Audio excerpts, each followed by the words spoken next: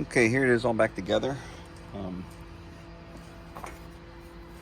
There's two pieces that came, two different sizes. They both happen to be the same width, but they're different depths. So I'll do a real quick demo. The bend is always going to go towards the crank.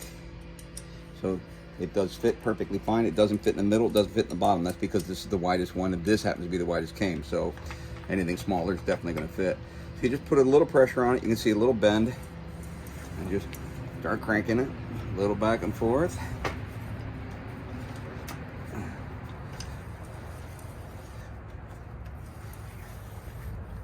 Just a little bit on this crank is all you do at a time. That way you don't kink it.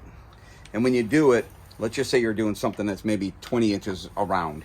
You want like 24 inches. You want 2 inches on each end that you can afford to sacrifice because you really can't curve the end. I'll show you what'll happen if we do.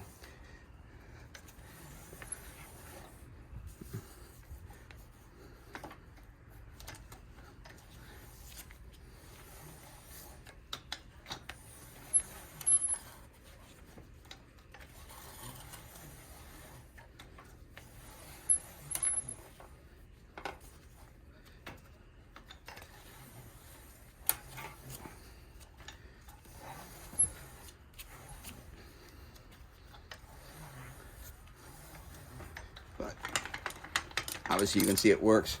But I'm gonna come around the camera here. If I can get you a good shot of this. You can see we're right here toward the end. Since you can't curve it, you don't basically stay straight. So you want to work your metal back in here, and this you'll be cutting it back in here. So this will be some scrap or waste. So let's try the larger one and make sure it works.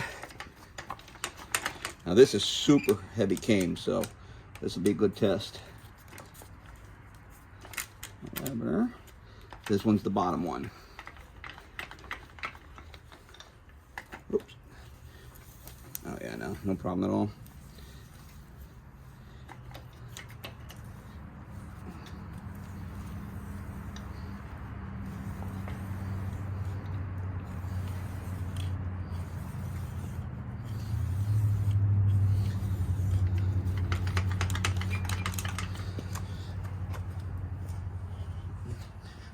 As you can see, bent it with no problem.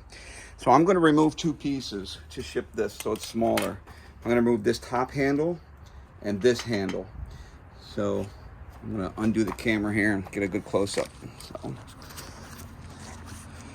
So these two screws right here. Got a glare, I don't know if you can see it.